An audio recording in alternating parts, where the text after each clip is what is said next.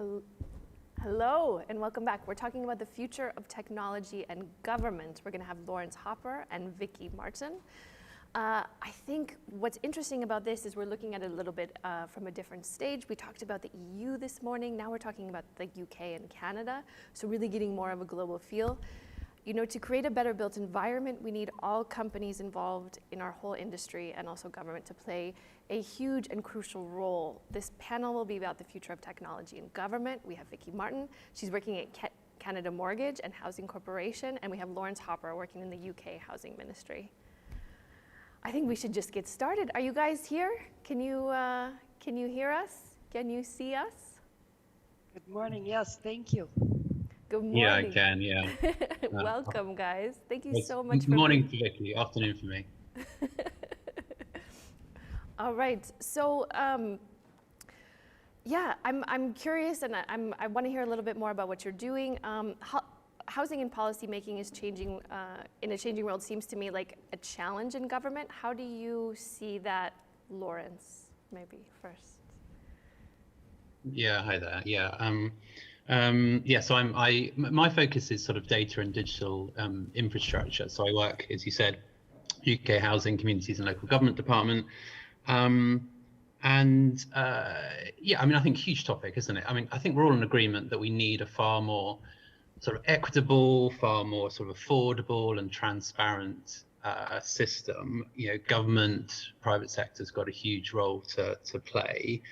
I think the last year has made us think just even more carefully also about, well, where do we want to live, what places, what environments, what communities. You know, it's not just financial assets and built environment in that rather sort of restrictive sense. It is literally the communities that we want to build. So I think it is, to sort of, apologies for starting with the cliche, but it is that kind of holistic approach of how do we design a better future? What is the role of PropTech, of technology in ensuring we have that more equitable and transparent and affordable system? Yeah, obviously government's got a huge role to play, from policy making, funding, making interventions in terms of demand and supply imbalances, spotting innovation opportunities and supporting that. So hopefully we'll unpack that, but I'll stop there and let Vicki say something. Vicki, do you have a comment on that? Yeah, for sure. So I spend a lot of time thinking about rapid technological change and what it means for our housing system.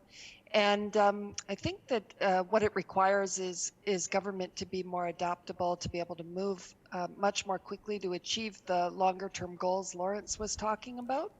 I think about moving from a rules-based policy environment to more a principle-based policy environment, and just to allow us to be as adaptable as possible. Okay, so maybe not adaptable, but the opposite of adaptable. How is the industry unlocking data and creating standards, in your opinion? So in Canada, we're actually very early in that process. So the conversation is happening, but we're faced with a mature banking industry and a mature real estate industry that has mature IT systems. So we're very early in the process. I'll pass it to Lawrence because I believe they're quite a bit further ahead than we are in this space. We've got a long way to go, though. That's very kind. So I think, I mean, we've been having a good and progressing a good conversation in the UK over the last 5 to 10 years about treating data as infrastructure. So unless we have truly usable data, and that starts with government creating sort of public data as a public good that can be used to create platforms on top of platforms. Unless we get some of those sort of building blocks in place, then there's always going to be blockers to innovation and progress. So a lot of our work here is trying to get those conversations going with PropTech, getting those feedback loops of what data needs to exist, how do we unlock it, how do we standardize it, how do we allow it to flow through public and private sector services. So literally it doesn't have to be rekeyed, it doesn't have to be revalidated at every turn. There's a business model that lies behind that as well. There's a more efficient, more transparent, more, as Vicki was saying, sort of principle-based way of going about doing things, which means that it's not just people that are in the know that can buy the data or find the data and have got the time to do so, that can get the insights. but it is a far more efficient and hopefully transparent system. But it takes a huge amount of time. And we're really interested in some of the things which Vicky's got far more experience of than me, which is like this sort of prop tech, fintech sort of world, which is really kicking on, which makes it easier for citizens to interact with services and get things done. And there's some really nice progress in that space. Amazing. So you talked about transparency. How easy is that, or what can we do to make things more transparent? What are the steps that need to be done, and how close are we to that? Yeah, because it's a lot of people or different kind of stakeholders within the industry, like the technology companies that you talked about, the prop tech companies, but also government, but also the real estate and players. But real estate is very well. There is a lot of players involved within the real estate and construction industry as well. So how do we create that healthy ecosystem where everybody is talking together and working together? So in Canada, we see our role, so we're Canada's national housing agency, and so we see our role as being that partner who helps others pathfind throughout the industry. So our role is helping to drive that conversation around data standards, make data more accessible, be as transparent as we can on our position, both in the mortgage markets and in the real estate and housing markets. So I think in Canada, we've also got very strong privacy laws that helps with transparency, where Canadians can access data that relates to them quite easily. And the move towards data standards will help with this as well. Yeah, agree with all of that. I mean, I'll probably mention something else, which is there are still some quite basic upstream blockers which prevent progress sometimes on transparency. I'm struck by just the number of rules and regs that had to change overnight when COVID hit, because literally the legislation, the policy was created for an analog age, and we hadn't yet managed to progress that. So, something as simple here of just making it easier for planning meetings to happen online rather than someone having to go in person. There's just some quite simple, like remedial things that applies on data as well. I'm all for having conversations about AI and exciting things, but often it's just like the basics of, can something happen online? Is it allowed? Is the policy and legislative and commercial, obviously, environment supportive of that? And have we got some of the basics in place to allow for a far more simplistic, for a far more sort of transparent conversation to take place? And you two are coming from different markets that maybe are similar and maybe aren't. What are the differences between Canada and the UK, or are they very similar compared to other markets in the world? So I think we share definitely affordability issues. We've got Vancouver and Toronto are two of the most expensive cities in the world, and of course the UK has London. We've got very similar common law environments. Similar responsibilities of governments. From my perspective, I think the UK is a little bit more advanced in terms of fintech, and I think that comes in large part because of the adaptation of open banking. Lawrence? Yeah, very similar sort of macro structures for sure. I think I'm doing quite a lot of work at the moment on planning reform. It was announced in our sort of legislative program in the last week or so, and we're dealing a lot with our municipal authorities, sort of local government, some similarities there, and just what can be driven centrally. But we have quite a lot of devolved systems and markets here, and our role is sometimes as government to sort of steward those and push it in a sensible direction, to unlock barriers, to literally just start to fund and foster growth. We've got some work just literally to sort of introduce government to these concepts, introduce governments to being a buyer of prop tech and innovative solutions as well, not just the policymaker and the creator of standards. So I think we have similarities in terms of making sure that those building blocks get put in place. And what would both of you have liked to have achieved already? If this conference is a lot of innovative people, a lot of impatient people, like I think consider myself proudly an impatient person when it comes to progress. What do you think that we should have achieved already in this area? I love that, being proud of being impatient. I'm going to use that. That is fabulous.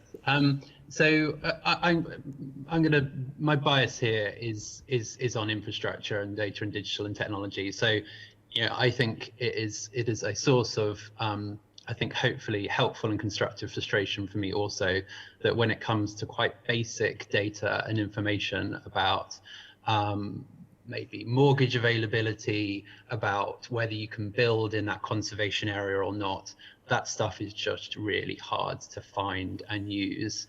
And I think that is something which, as part of my current role and previous roles, working on open data and transparency and open identifiers, ways of linking together data across disparate types of domains, I think that's something which there should be greater progress.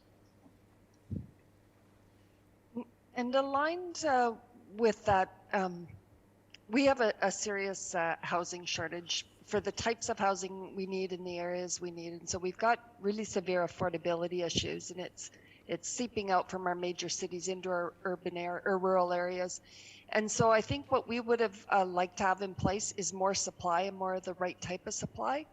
And I think this is where PropTech plays a really interesting role, and just technology in general. Because I think going forward, we're going to be able to have much more sophisticated AI-driven models that's going to be able to tell us what kind of supply we need and when we need it, and is going to have the efficiencies that come with technology to allow us to build faster and build cheaper and pass those savings on to the Canadians. And do you see, sometimes people describe PropTech in ways that are, it's more of a luxury product, at least in the beginning. Do you feel, what is your role as government in getting involved with having a more wide base in this area? Is this something that's for the specific, those who can afford it, or is it government's job to come in and make it available for everybody? So in terms of, if you mean the sort of the availability of PropTech products and services, then yes, that should definitely be, you know, widespread. You know, we one of the most effective ways here in which people find out about changes to land usage or property development is there's a note that is put up on a lamppost, and that's fine. That's very useful. But I think people should be able to have more of a conversation, as Vicki was saying, about land usage, opportunity costs, you know, impacts on infrastructure and services, affordability, where we build, why we build, overcoming barriers like to people's feelings about changes to their neighborhood.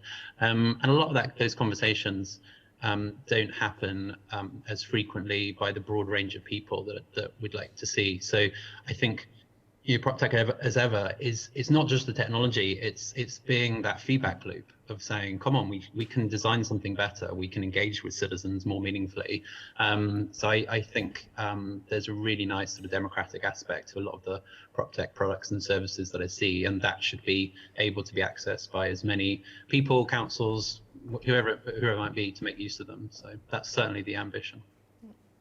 Right, Lawrence. It is very democratic in its nature. It assists with accessibility for all sorts of people.